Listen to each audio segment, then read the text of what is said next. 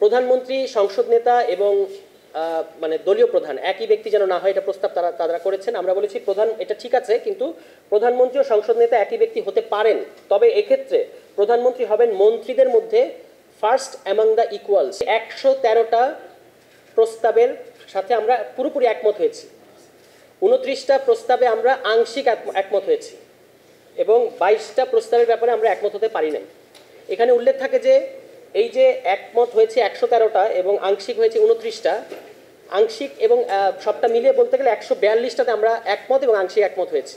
আমাদের প্রশ্ন ছিল যে জুলাই চার্টারটা হবে স্প্রেডশিটের মধ্যে যে সকল বিষয়ে সকল রাজনৈতিক দল একমত হচ্ছে তার উপরে স্প্রেডশিট হবে, অর্থাৎ আমরা বুঝতে পারছি যে 166টা সুপারিশমালার সবগুলো আসলে জুলাই চার্টারে থাকবে না। কিন্তু আপনারা একটু খেয়াল করে দেখবেন, যেটা আমরা এক ধরনের বলতে পারেন যে উদ্বেগ জানিয়েছি, যে 5টা কমিশন আলাদা আলাদাভাবে তাদের মানে প্রস্তাবগুলো সবাইকে দিয়েছে, সেখানে অনেকগুলো বিষয় ছিল। এখন সেখান থেকে কনসাইজ করেই কিন্তু 166টা স্প্রেডশিটে এসেছে, সেখান থেকে আরও কনসাইজ করে জুলাই চার্টার আসবে। তাহলে আমাদের প্রশ্ন ছিল যে এই যে এত কনসাইজ করার পরে যেগুলো গুরুত্বপূর্ণ কিন্তু বাদ পড়ে যাচ্ছে, সেগুলো আমরা কেন বাদ দিচ্ছি? শুধুমাত্র ঐক্যমত্য হচ্ছে না। এখন ঐক্যমত্য আসলে তো প্রত্যেকের যার যার রাজনৈতিক অবস্থান থেকে তৈরি হয়। তা আমরা তাদের কাছে জিজ্ঞেস করেছি যে এত গুরুত্বপূর্ণ যে সমস্ত প্রস্তাব আসবে কিন্তু জুলাই চার্টারে অন্তর্ভুক্ত হবে না, সেগুলোর ব্যাপারে কমিশন কি ভাবছে। এটা ছিল আমাদের 1 নম্বর আজকের জিজ্ঞাসা।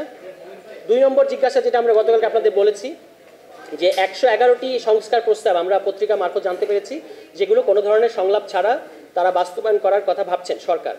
এই 111টার মধ্যে অনেকগুলো সংস্কার আছে যেগুলো আমাদের কাছে মনে হয়েছে আলোচনা করার দরকার আছে।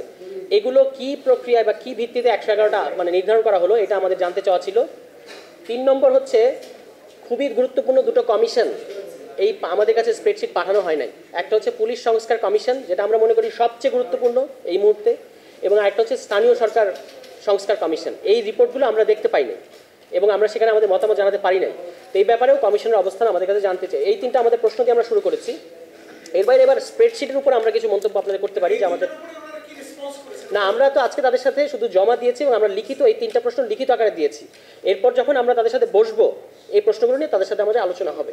কিন্তু আমরা আজকে এই 3টা কনসার্ন বলতে পারেন, প্রশ্ন বলতে পারেন, সেগুলো আমরা জানালাম তাদেরকে। আচ্ছা, এবার হচ্ছে স্প্রেডশিটে 166টা যে প্রস্তাব ছিল বা ভুক্তি ছিল বলতে পারি, এন্ট্রি ছিল, সেটার মধ্যে আমরা একমত হতে পেরেছি 113টা প্রস্তাবের সাথে আমরা পুরোপুরি একমত হয়েছি। 29টা প্রস্তাবে আমরা আংশিক একমত হয়েছি এবং 22টা প্রস্তাবের ব্যাপারে আমরা একমত হতে পারি নাই। এখানে উল্লেখ থাকে যে এই যে একমত হয়েছে 113টা এবং আংশিক হয়েছে 29টা, আংশিক এবং সবটা মিলিয়ে বলতে গেলে 142টাতে আমরা একমত এবং আংশিক একমত হয়েছি। অনেকগুলোর ক্ষেত্রে এরকম হয়েছে যে একমত হওয়ার পরেও আমরা অনেকগুলো মন্তব্য করেছি, যে পাশে যে মন্তব্য ঘর। আংশিক একমতের ক্ষেত্রেও যেখানে আমাদেরকে বেশি মন্তব্য করতে হয়েছে সেখানে আমরা আংশিক একমত টিক দিয়ে তারপর আমাদের মতামতটা রেখেছি এভাবে। আর যেগুলো একমত হই নাই সেগুলো আমরা কেন একমত হই নাই সেখানে অল্প যেটুকু জায়গা আছে তার মধ্যে লিখেছি। সামনে যখন আমরা আরও বসবো তখন সেগুলো ব্যাপারে আরও ডিটেলস আমরা তাদেরকে বলবো। তো এই হচ্ছে, আমি একটু আবারও রিপিট করি যে 113টা প্রস্তাবে আমরা সরাসরি একমত হয়েছি, 29টার মধ্যে আমরা আংশিক একমত হয়েছি, 22টা প্রস্তাবে আমরা একমত হই নাই। আচ্ছা, এবার আমাদের কিছু গুরুত্বপূর্ণ অনেকগুলো মন্তব্য আমরা করেছি, তার মধ্যে যেগুলো একদম বেশি জরুরি মনে করছি সেগুলো আপনাদেরকে আমরা জানাচ্ছি। যেমন তারা বলেছেন যে রাষ্ট্রভাষা, তো রাষ্ট্রভাষা বাংলা, এটার ব্যাপারে আমাদের আপত্তি নাই, কিন্তু আমরা বলেছি এটা it should be official language, দাপ্তরিক ভাষা হওয়া উচিত। কথাটা রাষ্ট্রভাষা না, দাপ্তরিক ভাষা। দাপ্তরিক ভাষা এক বা একাধিক হবে কিনা সেটা অন্য আলোচনা, কিন্তু কথাটা হওয়া উচিত দাপ্তরিক ভাষা। আপনি পৃথিবীতে দেখবেন, ইন্ডিয়ায় দেখবেন দাপ্তরিক ভাষা, অফিসিয়াল ল্যাঙ্গুয়েজ, এটা রাষ্ট্রভাষা হয় না কথাটা। ওনারা প্রস্তাব করেছেন এবং আমরা একমত হয়েছি বাংলাদেশের নাগরিক বাংলাদেশী হিসেবে পরিচিত হবেন, যেটা বিদ্যমান সংবিধানে 2 রকম করে আছে, যে জনগণ বাঙালি আর নাগরিকরা বাংলাদেশী। এইটাকে ওনারা এক লাইনে এনেছেন যে বাংলাদেশের নাগরিকগণ বাংলাদেশী হিসেবে পরিচিত হবেন, আমরা এটার সাথে একমত হয়েছি। পাশাপাশি আমরা মন্তব্য করেছি যে বিভিন্ন যে জাতিসত্তা আছে বাংলাদেশে তাদের সাংবিধানিক স্বীকৃতি থাকতে হবে এবং মৌলিক অধিকার, তারা বলেছেন যে মৌলিক অধিকারের যে অংশটা 2য় এবং 3য় ভাগকে মিলিয়ে তারা মৌলিক অধিকার ও স্বাধীনতার নামকরণ করেছেন এটাকে।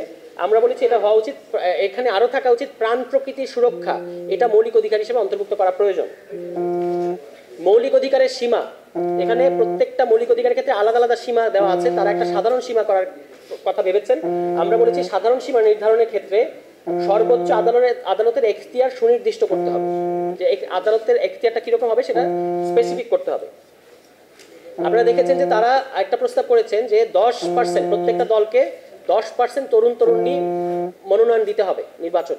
আমরা বলেছি যে তরুণ তরুণী বিবেচিত হবার যে সর্বোচ্চ বয়স সীমাটা কত সেটা নির্দিষ্ট করতে হবে।